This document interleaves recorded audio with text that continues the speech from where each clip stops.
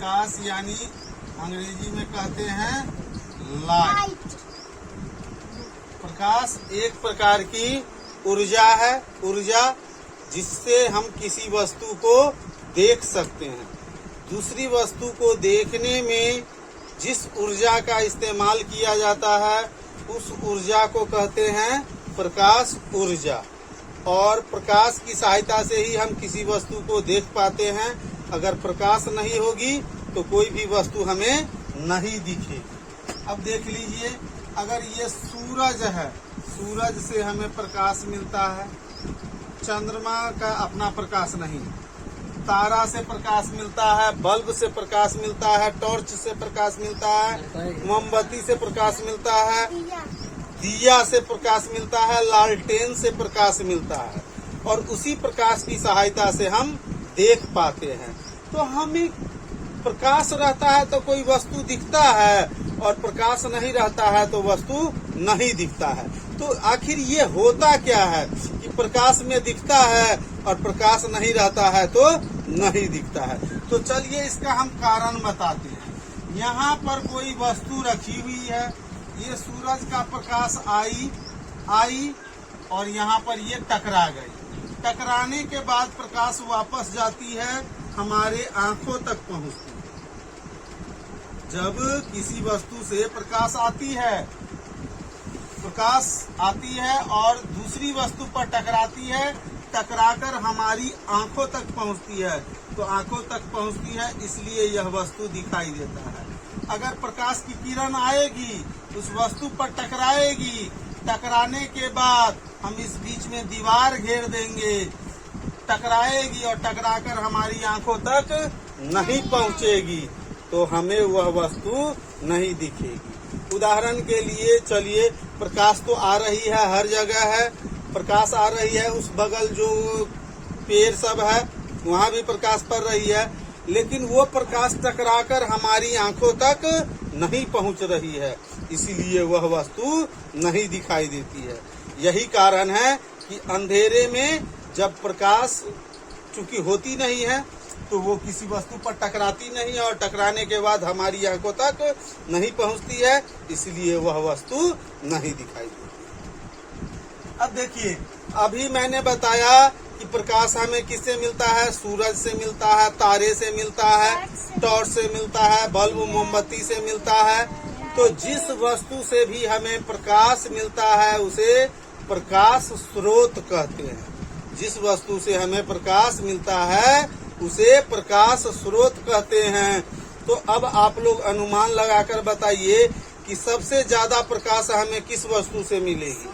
सूरज से मिलेगी। तो प्रकाश का सबसे बड़ा स्रोत कौन सा होगा? सूरज होगा। ठीक है, प्रकाश का सबसे बड़ा स्रोत सूरज होता है। सूरज से जितना प्रकाश मिलता है उतना प्रकाश किसी से नहीं मिलता है।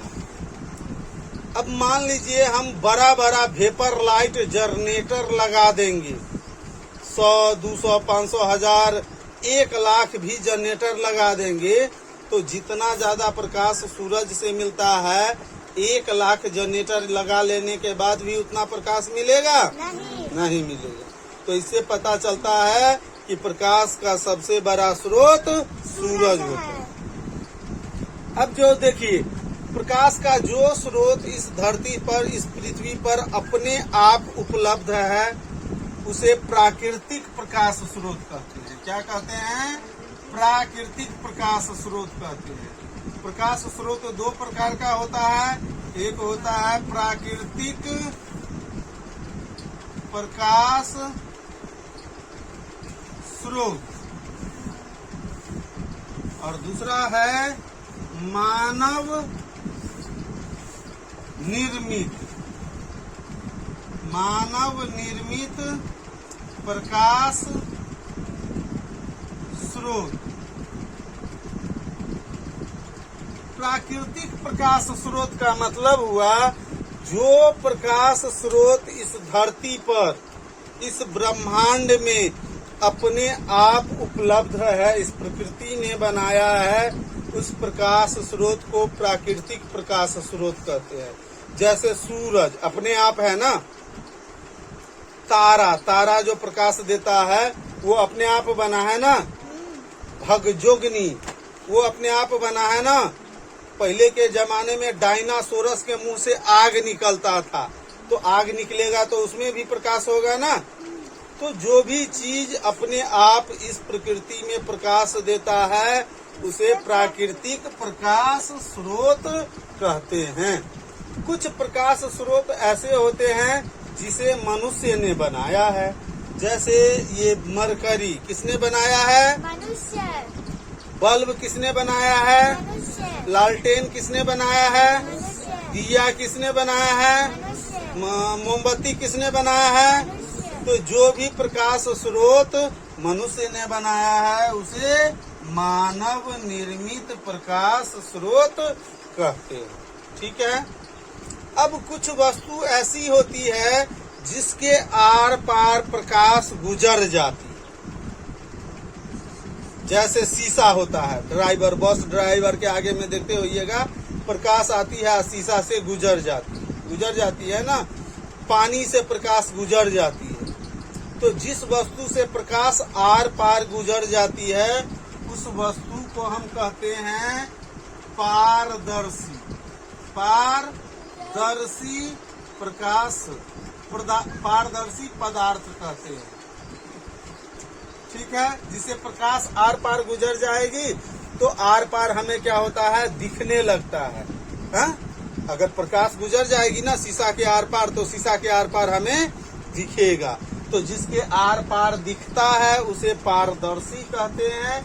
जिसके आर पार प्रकाश नहीं गुजरती है, जैसे कोई दीवार है, मोटा तिरपाल है, मोटा कपड़ा है, ठीक है, तो उसके आर पार प्रकाश नहीं गुजरती है। तो जिस पदार्थ के आर पार प्रकाश नहीं गुजरती है उसे अपारदर्शी पदार्थ कहते हैं। ठीक है। तीसरा पारभासी पदार्थ। जिस पदार्थ के आर पार थोड़ा थोड़ा प्रकाश गुजरती है उसे पारभासी कहते हैं। जैसे उदाहरण के लिए अगर कोई पन्ना, कागज जो है तेल में भीग जाए तो उसके आर पार वाला अक्षरों दिखाई देने लगता है, उस पार वाला अक्षर भी दिखने लगता है। जैसे कि हमारा ब्लड होता है, पारभासी होता है, थोड़ा थोड़ा दिखाई देता है। जैसे कि धुआं होता है, उसके आर पार थोड़ा थोड़ा दिखाई देता है। तो जिस पदार्थ के आर पार थोड़ा थोड़ा दिखाई देता है उसे पारभासी कहते हैं। जिसके आर पार नहीं दिखाई देता है उसे अपारदर्शी कहते हैं। जिसके आर पार हमें दिखाई देता है उसे पारदर्शी कहते हैं। इतना बात समझ में आया?